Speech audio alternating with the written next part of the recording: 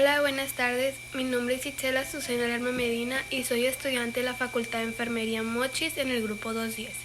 El día de hoy vengo a hablarles un poco sobre lo que es la guía de valoración de Dorotea Oren.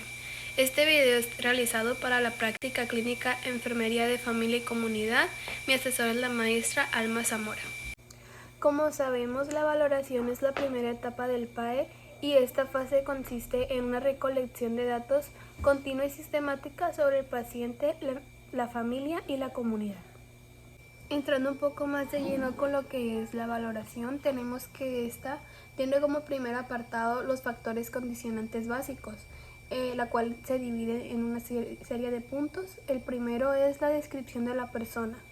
En él encontramos que vamos a anotar el nombre del paciente, su sexo, la edad, el diagnóstico médico que se le ha dado, religión, estado civil, escolaridad, domicilio, características de la vivienda, el material, los servicios básicos con los que ésta cuenta, las condiciones ambientales de la comunidad, ya sea si tiene alumbrado público o recolección de basura, el rol que el paciente ocupa en su familia, los integrantes con los que vive, la ocupación actual, trabajos anteriores y su ingreso económico familiar, así como si él depende de algún integrante de su familia.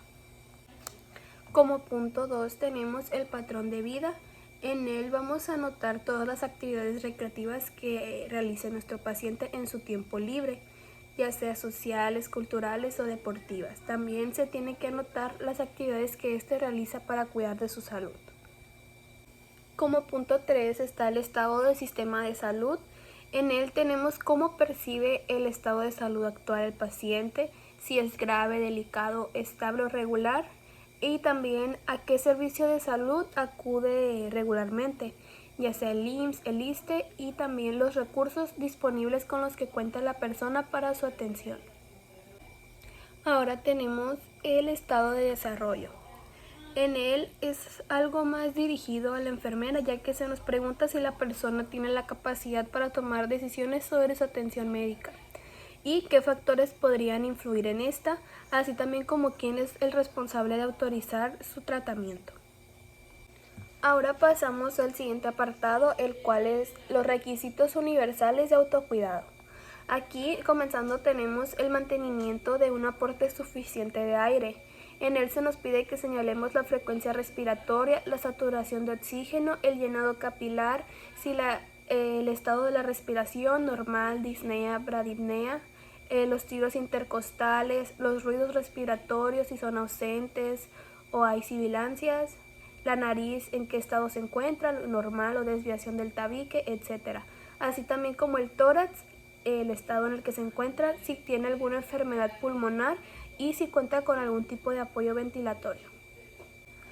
Ahora, como punto 2, tenemos el mantenimiento de aporte suficiente de agua.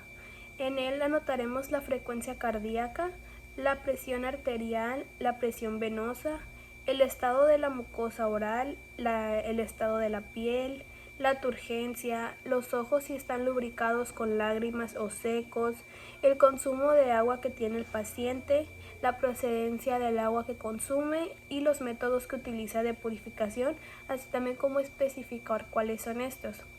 Después se nos muestran unas pequeñas bebidas, las cuales dice otras bebidas ingeridas, y posteriormente se debe anotar la cantidad que el paciente consume al día en mililitros.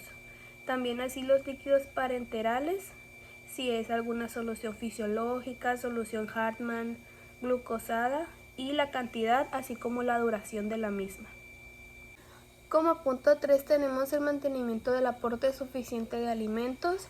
Aquí se nos solicita el peso, la talla, el perímetro abdominal, el índice de masa corporal, así también como señalar si este es bajo, normal, si existe sobrepeso.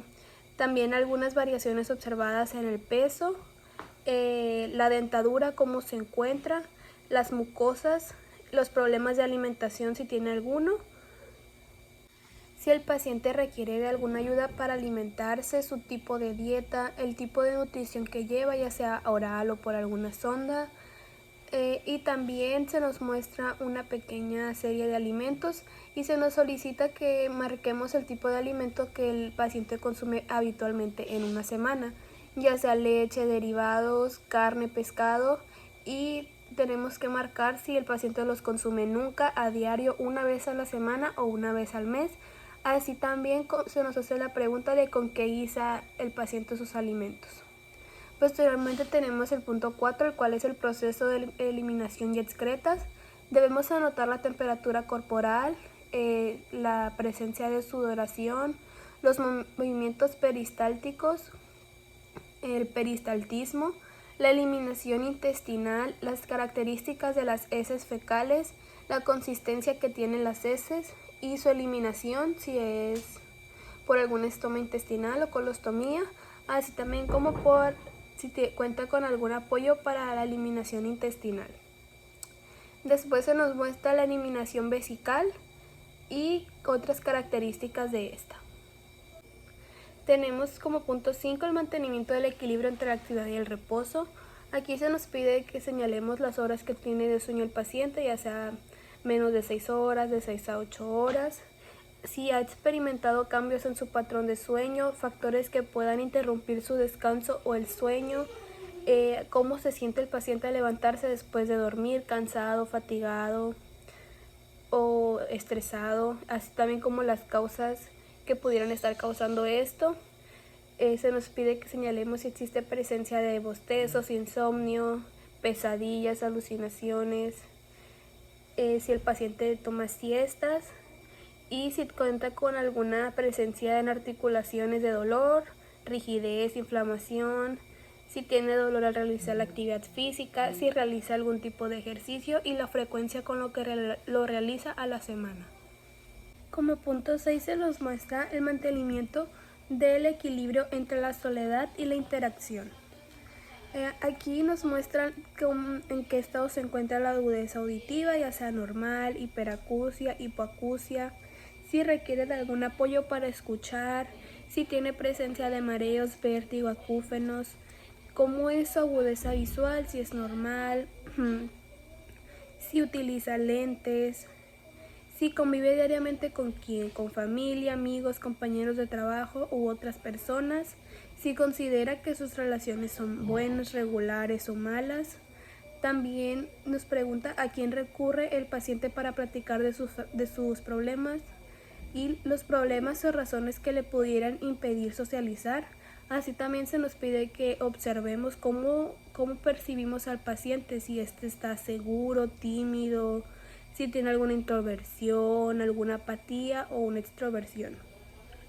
Como punto 7 tenemos la prevención de peligros para la vida, el funcionamiento y el bienestar humano. Aquí se nos muestran los antecedentes heredofamiliares patológicos, ya sea la diabetes mellitus, hipertensión arterial, cáncer, artritis, infartos. También se nos pide que señalemos cuál es el nivel de conciencia del paciente al momento de estar realizando la valoración, si éste está consciente, inconsciente o confuso, o si tiene problemas de concentración o razonamiento, si utiliza algún dispositivo para deambular, bastón, silla de ruedas, andador, si tiene toxicomanías, si implementa algunas medidas de seguridad para él y para su familia, así también como especificar cuáles son. En el punto 8 está la promoción del funcionamiento humano y desarrollo humano dentro de grupos sociales de acuerdo con el potencial, conocimiento de las limitaciones y deseo de ser normal. Aquí se nos pide que le preguntemos al paciente si él acepta su aspecto físico. Dependiendo de su respuesta se nos pide que especifiquemos. También si acepta los cambios corporales que pudieran haber a partir de su enfermedad. Si necesita que alguien lo ayude para poder realizar actividades que satisfagan sus necesidades básicas y que se especifique. Si considera que su vida ha sido productiva. Si tiene alguna presencia de alteración emocional. Como apartado 3 tenemos los requisitos de desarrollo de autocuidado y comienza con crear y mantener las condiciones que apoyen los procesos vitales y promuevan los procesos de desarrollo. Aquí se nos pide que le preguntemos al paciente si recuerda algún problema o aspecto relevante en su salud en las siguientes etapas de vida: niñez, estado escolar, adolescencia, adulto joven, edad fértil y adulto mayor.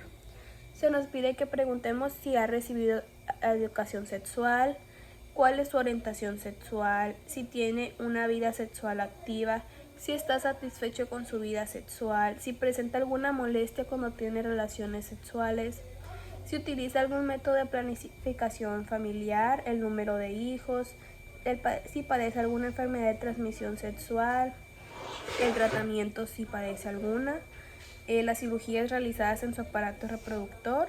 En caso de los hombres se nos pide que señalemos si acude a su examen de próstata testicular, si tiene problemas de erección, eyaculación precoz, etc. Y en la mujer, la edad de la menarca, los días de duración menstruando, el ciclo menstrual, tipo y cantidad características del flujo, problemas durante la menstruación, número de embarazos, partos, cesárea, abortos, partos prematuros, embarazos de alto riesgo, fecha de la última menstruación, método de planificación familiar, menopausia, fecha de último Papa Nicolau, presencia de leucorrea o hemorragia transvaginal. En el apartado 4 tenemos los requisitos de desviación de la salud. Se nos pregunta, ¿con qué frecuencia realiza el paciente chequeos generales de salud? Y vienen una serie de rangos, ya sea de 4 a 6 meses, de 6 a 12. Si sabe el paciente en qué consiste su enfermedad, si acude a alguna campaña de salud donde se hagan pláticas orientadas a detectar oportunamente enfermedades, si tiene alguna discapacidad física o cambios en su imagen corporal, cuál sería la reacción hacia esto, si él realiza actividades físicas o de rehabilitación, si identifica algún obstáculo para llevar a cabo su rehabilitación. Y por último aparecen las observaciones, que ahí vamos a notar cómo todas las observaciones que consideremos relevantes en relación a cómo miramos al paciente. Y por último ya la agencia de autocuidado, donde vamos a plasmar las habilidades que el paciente tiene hacia su autocuidado, los conocimientos que él tiene para su autocuidado y el compromiso del paciente para su autocuidado.